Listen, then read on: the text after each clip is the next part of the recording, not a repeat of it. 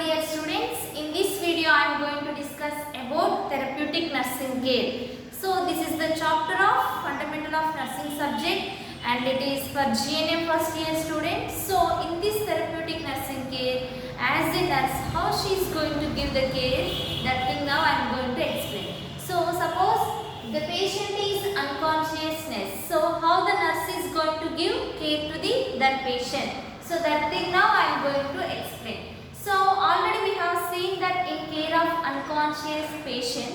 So what is the definition of care of unconscious patient? And next thing is what are the causes it leads to the unconsciousness to the patient. And next thing is to identify to evaluate conscious levelness, how they are going to assess that GCS, Glasgow Coma scale, how they are going to assess that scale in unconsciousness patient. So that thing we have seen in previous class. So today I am going to explain that about emergency care. So if the patient is unconsciousness, so how they are going to give the care in emergency. So that thing now I am going to explain. So first we will see emergency care. So in emergency care, general rules. So what they have to follow in emergency. So how they have to treat the patient, unconscious patient, how they have to treat in unconsciousness. So that thing now I will explain. First thing is remove the casualty from any obvious hazard and call for help. So first thing is remove the casualty from any obvious hazard and call for help. So first thing is they have to call for help and they have to remove the casualty from any obvious hazard and they should call for help. So that is the emergency care first rule. And next thing is be aware that injury to the spine may be present or not. So next thing is after calling help, after arranging everything, next thing is they have to observe. So they should aware about injury whether it is present at the spine or not. So second one is be aware that injury to the spine may be present or not. That thing they have to observe. And next one is check the breathing and remove any airway obstruction. So next one is when the patient is unconsciousness. So in emergency care they have to see whether the breathing is present or not. So that thing compulsory they have to see. So check the breathing and remove any airway obstruction. So if the patient is not having proper breathing, if any air obstruction is present means they have to see everything. So the airway obstructions caused by flaccid tongue or food particles. Next thing is blood clots and dentures. So due to these things there is a chance to obstruct airway. So that thing they have to observe in emergency. So in emergency care these things they have to observe. So what they have to observe? Check the breathing airway. Check the breathing and remove any airway obstructions. So what are those obstructions? It may be flaccid tongue or food particles and next thing is blood clots or dentures. So whether these things are present or not, well, due to this thing there is a chance to obstruct the airway. So this thing the nurse has to observe in the emergency room. And next thing is if breathing is inadequate. So after observing the breathing pattern, if the breathing is inadequate, next thing is if the breathing is inadequate, they have to provide artificial respiration. So if the breathing is inadequate, commence artificial respiration. So the breathing is inadequate, they have to provide artificial respiration immediately. So we have seen already the breathing when they are going to check for breathing. If the breathing is obstructed due to another these things, food particles or blood clots, dentures, due to these things if there is a airway obstruction is present means they have to see breathing pattern, and if the breathing is inadequate they have to commence artificial respiration. And next thing is this is easier position. So when they are going to provide this artificial respiration to the patient, so they have to keep the patient in supine position so that it is easy to provide a way. So they have to keep the patient in supine position. Next thing is, check the pulse and carry out external chest compression. So next thing is, after checking the breathing pattern, next thing is they have to go for pulse. So they have to check the pulse. So and carry out external chest compression if there is no pulse. So when they are going to check the pulse, if there is no pulse in the patient, if they are not able to palpate the pulse, so they have to give external chest compression. So they have to provide external chest compression so that the pulse rate may be increased, heart rate may be increased. So to provide that thing, they have to see whether the pulse rate is present or not in unconsciousness patient. And next thing is, in the absence of both pulse and breathing, so in the absence of both pulse and breathing, carry out the sequence of one residual CPR until the help arrives. So we have seen first they are going to check the breathing pattern, and next one is pulse, and next one is if the breathing pattern is not present, if the pulse is not present, according to that they are going to giving that artificial or breathing, or next thing is by chest compression they are making to get pulse rate, and next thing is if the breathing and pulse, if these two are not present in that unconsciousness patient, so what they are going to do? They are going to carry out the sequence of one residual CPR. So they are going to do cardiac pulmonary resuscitation. So they are going to chest compression until help arrives. So until help arrives, they have to give the CPR, cardiac pulmonary resuscitation. So they should provide chest compression. So next 30 chest compressions they have to provide. So next thing is, when they are going to provide this chest compression, so for unconscious patient, how they are going to give care in emergency. So that thing now we are discussing. So previous we have seen till if there is no breathing pattern, if there is no pulse sensation, so how they are going to treat the patient. So how they are providing that oxygen levels, and how they are making to get pulse rate in the patient. So that thing we have seen. So when the breathing and pulse, the two are absent in the patient, so at the time how they have to do? So as a nurse, she has to provide CPR to the patient. So what is mean by CPR? CPR means that is the cardiac pulmonary resuscitation.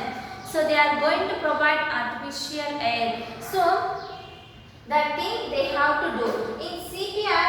So in the absence of both pulse and breathing, carry out the sequence of residual CPR until the helps arrive. So that thing they have to do, the CPR they should do in the patient. So how they have to do that CPR? So that CPR they have to do for a minute they have to give 100 to 1 chest compressions they have to give, and each after giving 30 compressions they have to give two rescue breath. So after giving 30 chest compressions on the patient, they have to give 2 rescue breath. So and next thing is these chest compressions they should continue for 1 minute. At least they have to give 100 to 120 chest compressions so that the patient heart rate can increase. So for that purpose they have to give this CPR. So cardiac pulmonary resuscitation. So that thing when they have to give in the absence of both pulse and breathing. In the absence of breathing and pulse, they have to perform CPR on the patient. So that CPR means that is the cardiac pulmonary resuscitation, and that CPR compressions should be 30 chest compressions should give, and after 30 chest compressions they have to give 2 rescue breath, and next thing is these compressions should give give at least per minute 100 to 120 chest compressions they have to give to the patient. So this is the CPR process. And next thing is, if both breathing and pulse rate present, so after giving this CPR, if the both breathing and pulse rate is present in the patient, loosen all tight clothing and treat any obvious life-threatening and injury such as profuse bleeding. So after providing this CPR, the patient may have breathing and pulse. So when these two are present in the patient, so what they have to do next? Next thing is they have to loosen all tight clothing, and next thing is and treat any obvious life-threatening. So after removing all tight clothing, treat any obvious life-threatening and injury such as profuse bleeding. If the patient is having any profuse bleeding, and next thing is they have to treat such type of condition. And next thing is give oxygen by mask. So we have given CPR, and next thing is by giving this CPR, the patient may have the presence of breathing and there is a presence of pulse. So when these two are present in the patient, they should whatever the tight clothes are present on the patient, they should lose it. And next thing is they have to see for any whether any life-threatening injury. So when any life-threatening injuries present or not, such as profuse bleeding, so that thing they have to observe. And next thing is they should provide oxygen by mask. So next thing is they have to provide oxygen by mask if available. And next thing is elevate the legs if pulse is feeble or fast. Next, after providing oxygen by mask if it is available, and next thing is they have to elevate the patient legs for what to elevate the legs if pulse is feeble or fast. So at the time they have to elevate the patient leg. So when the pulse is feeble or fast, and this is the steps of emergency care in unconscious patient. And next we see, do not leave the patient unattended unless absolutely necessary. So such type of patient they should not leave alone. So why they should not leave? They have to watch constantly. They should watch the patient whether the breathing is present or whether the pulse rate is normal, whether the pulse rate is present or not. So because they have given CPR in unconsciousness patient, so after providing that CPR, if the patient is having breathing, if the patient is having breathing also, pulse, if these two are present also, they have to observe still the condition of the patient. So they should not leave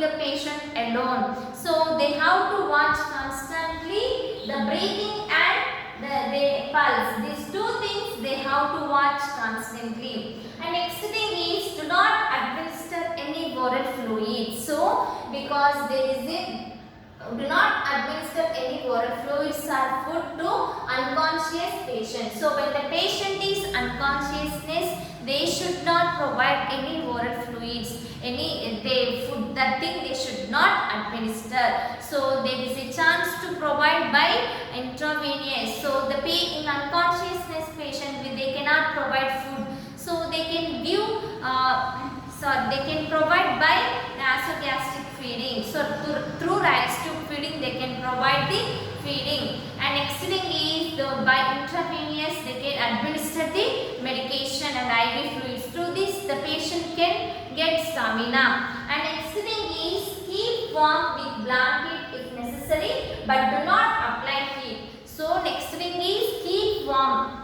So at the patient side keep warm and with blanket if necessary. So if necessary they have to provide they have to provide warm blanket, and but do not apply any heat on the patient. So these are the steps we can see in unconscious patient when they are going to give emergency care. So these are the things we have seen now till now in emergency care, how they are going to treat in unconscious patient.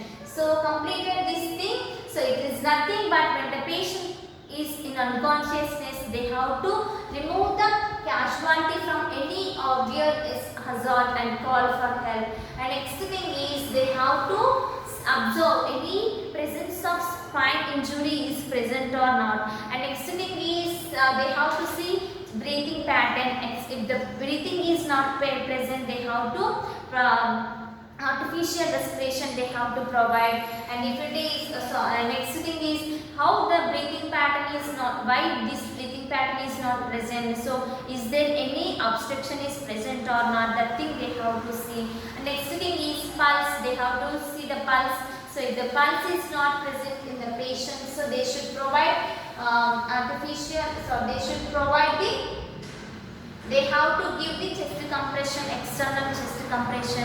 So when the pulse and breathing, these both are not present, they have to provide CPR to the patient. So after giving CPR, and next thing, if the breathing and pulse, these two are present in the patient, they should see any life-threatening injuries are present or not. And next thing is they should not leave the patient alone in the emergency room, because they have to observe constantly breathing pattern and pulse, so that the patient, whether the patient can maintain these two things or not, the thing they have to observe. And next thing is do not administer any fluids or any food by orally. And next thing is feed warm with blanket if necessary.